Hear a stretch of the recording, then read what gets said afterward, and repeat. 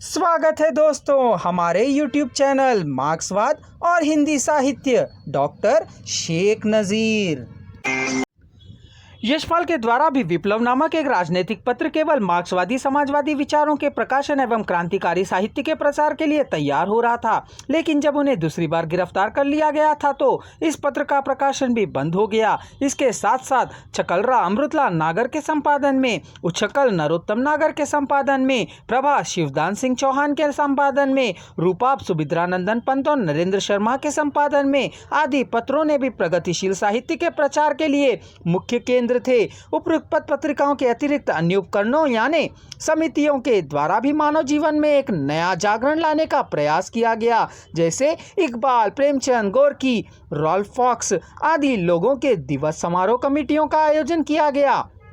क्रांतिकारी नाटकों के अभिनय तथा लोकगीत समितियों के द्वारा मानव जीवन में एक नया आलोक पैदा हुआ। इससे समाज का हर व्यक्ति अपनी सुधार के लिए सोचने लगा। इस प्रकार से प्रगतिशील साहित्य ने मानव समाज को एक नई दिशा एवं गति प्रदान की, जिससे कि मानव ने अपनी सुधार के लिए संघर्षरत हुआ।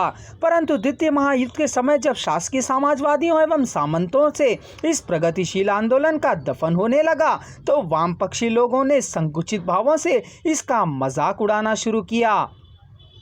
राजकीय सिद्धांतवादिता का बोझ ढलते हुए ही कम्युनिस्ट पार्टी का ही छद्म रूप कहकर संघ और संघ की साहित्यिक कृतियों को साधारण जनता से अलग किया। कुछ लेखकों ने इसे भारतीय संस्कृति का विरोधी आंदोलन भी कहा। सन 1948 में अली सरदार जाफरी के गिरफ्तार हो जाने के बाद जब संघ का संचालन वामपंथियों के हाथों में आ गया तो उसमें विघटन की अनिवार्यता हुई। इस प्रकार एक और शासकीय समाजवादी और दूसरी ओर वाम पक्षियों के संकुचित भावनाओं से प्रगतिशील आंदोलनों का रूप लगभग सन 1950 के बाद मिट सा गया।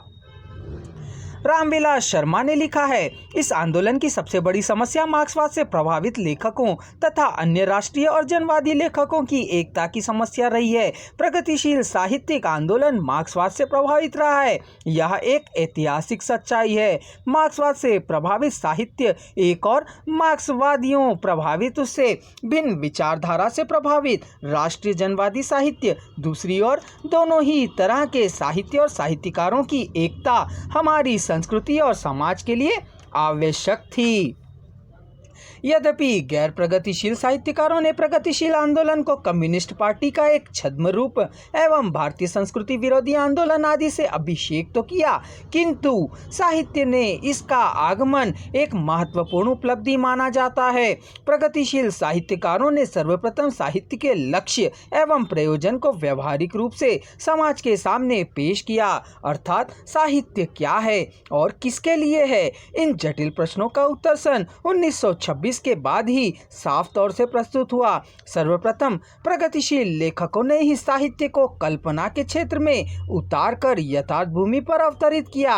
उसकी साहित्यिक कृतियों से साधारण जनजीवन एवं उसकी आशाओं और आकांक्षाओं के चित्रण की प्रतिष्ठा मिली। वैसे तो सन 1936 के पहले काव्य की वस्तु केवल वैयक्तिक जीवन की अनुभूतियां तक ही सीमित रही, किंतु प्रगतिशील आंदोलन ने साहित्य को वैयक्तिक जीवन की अनुभूति से मुक्ति दिलाई और उसके स्थान पर एक साधारण जनजीवन का चित्रण करते हुए उसे सामाजिक जीवन का व्यापक बनाया। इस प्रकार प्रगतिशील लेखकों ने सर्वप्रथम समाज को समझने और बदलने तथा नव समाज निर्माण के लिए एक वैज्ञानिक दृष्टिकोण को अपनाया।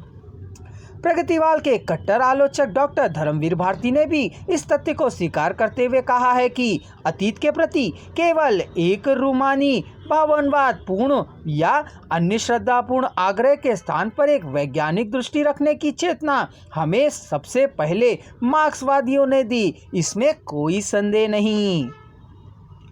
उपयुक्त भारत की आर्थिक, सामाजिक, राजनीतिक एवं साहित्यिक परिस्थितियों के समग्र अनुशीलन के उपरांत हम सब यह कह सकते हैं कि भारत में मार्क्सवादी समाजवादी विचारधारा का प्रभाव एवं प्रसार परिस्थितियों की मांग की पूर्ति के हेतु हुआ। दोस्तों, अगले वीडियो में हम आगे बढ़ेंगे पुस्तक के तीसरे अध्याय हिंदी उपन्यासों में द्वंद्वात्मक भौतिकवादी जीवन के साथ।